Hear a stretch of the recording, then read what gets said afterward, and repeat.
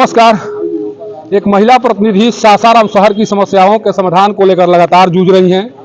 उन गलियों में भी पहुंच रही हैं जिन गलियों में अभी तक कोई प्रतिनिधि नहीं पहुंचा हुआ होगा। उन गलियों में भी जा रही हैं जहां पर ये शायद वोट मांगने के लिए भी नहीं पहुंची होंगी। ये जानने के लिए कि सासाराम शहर के लोग किस स्थिति में रह रहे हैं, उनके पास किन समस्याओं का अंबार लगा हुआ है और लगातार ये कोशिश जीतने के बाद से इनके अवसर से किया जा रहा है।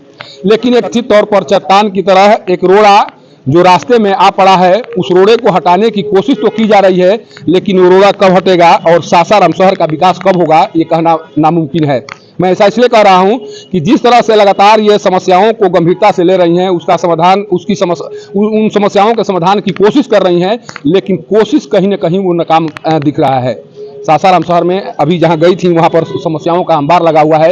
आखिर उन समस्याओं का समाधान क्यों नहीं हो पा रहा है? हमारे साथ अभी सासाराम नगर निगम के मेयर काजल कुमारी जी हैं, जो अभी जिस मोहल्ले से होकर आ रही हैं उस मोहल्ले में कभी पांव रखने तक को लोग समझ रहे थे कि वहां जाना एक तरह से नरक में जाने के बराबर है, लेकिन वहां से अभी घूम कर आ रही हैं। क्या स्थिति है? जब आप चुनाव जीती थी उस समय वहां पर गर्मी के मौसम में भी पानी का जमाव लगा रहता था, अभी क्या स्थिति है वहाँ? अभी थोड़ा पहले से पानी जमाव का कम है, और लेकिन चलने के लिए रास्ता बहुत ख़राब है। और वहाँ से बच्चे और बूढ़े कैसे चलते होंगे, ये तो सोच के ही लगता है कि वो गिर भी जाएंगे, ये भी हो सकता है।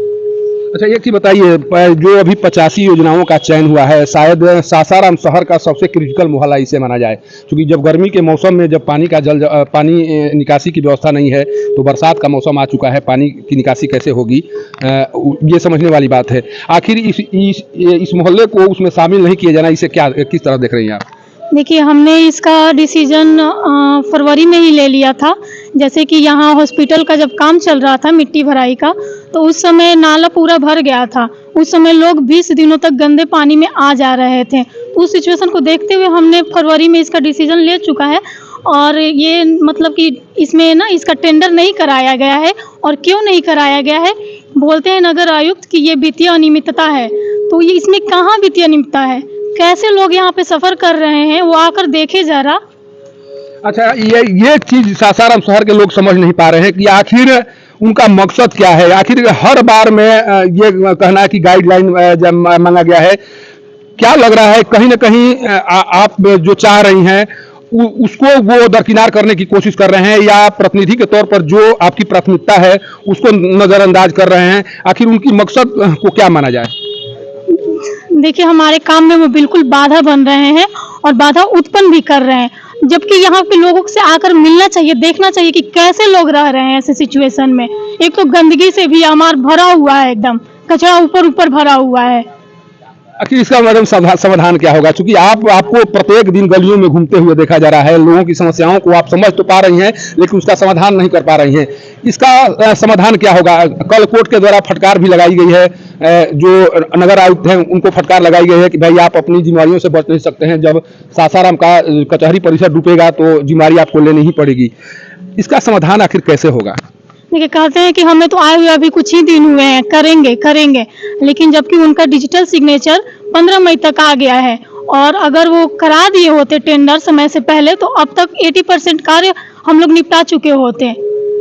अच्छा, जो योजनाएं चयनित की गई हैं, 85 योजनाएं जो चयनित की गई हैं, क्या लग रहा है उन योजनाओं से सासाराम शहर में जो समस्याएं हैं उसका समाधान हो जाएगा? जैसे कि ये रोड वगैरह और नाले की समस्या से तो निजात मिल जाएगी। और भी बहुत सारे डिसीजन लिए जा चुके हैं, जिसपे वो अगर जल्दी से जल्दी कार्य कराते हैं तो बहुत सी समस्याएं हैं जो वो खत्म हो जाएंगी। आप माने कौन सा कार्य कराना चाह रही हैं? जिन कार्यों पर एक तरह से कुंडली मार कर बैठे हुए हैं, कौन सा कार्य है जो आप कराना चाह रही हैं, उन कार्यों को वो करने नहीं दे रहे हैं? देखिए, अभी सफाई को लेकर आप देख सकते हैं कि शहर में कितनी गंदगी भरी हुई है। अगर डिजिटल सिग्नेचर आ गया था, अगर उससे पहले वो टेंडर करा दिए होते, तो अब तक नया एनजीओ आता और नए तरीके से काम करता।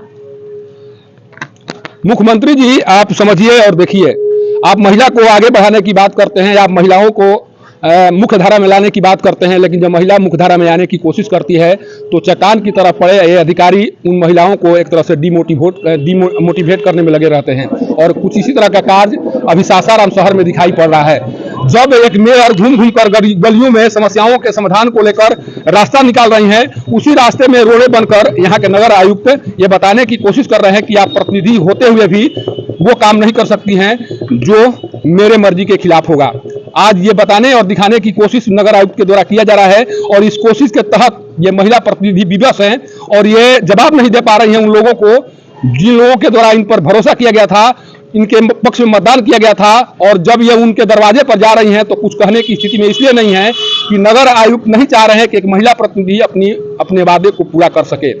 नीतीश जी, अगर आप चाहते हैं कि सासाराम शहर का विकास हो, अगर आप चाहते हैं कि एक महिला प्रतिनिधि अपने मुख्य धारा में आकर काम करें, तो कम से कम ऐसे अधिकारियों के विरुद्ध कार्रवाई करनी ही होगी।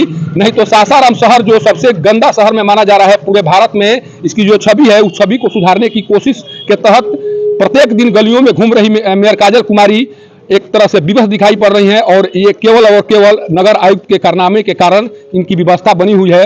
अगर उनके विरुद्ध है या उनको उस ट्रैक पर नहीं लाया गया जिस ट्रैक पर अभी सासाराम शहर की समस्याओं के समाधान को लेकर लाना जरूरी है, तो यही माना जाएगा कि आज भी आपके अधिकारी लाल फीताशाही के शिकार हैं और ये तब तक से रहेंगे जब तक से आप ऐसे अधिकारियों को प्रश्रय देते रहेंगे। सासाराम से पब्लिक न्यूज के लिए सत्येंद्र चौबे की रिपोर्ट।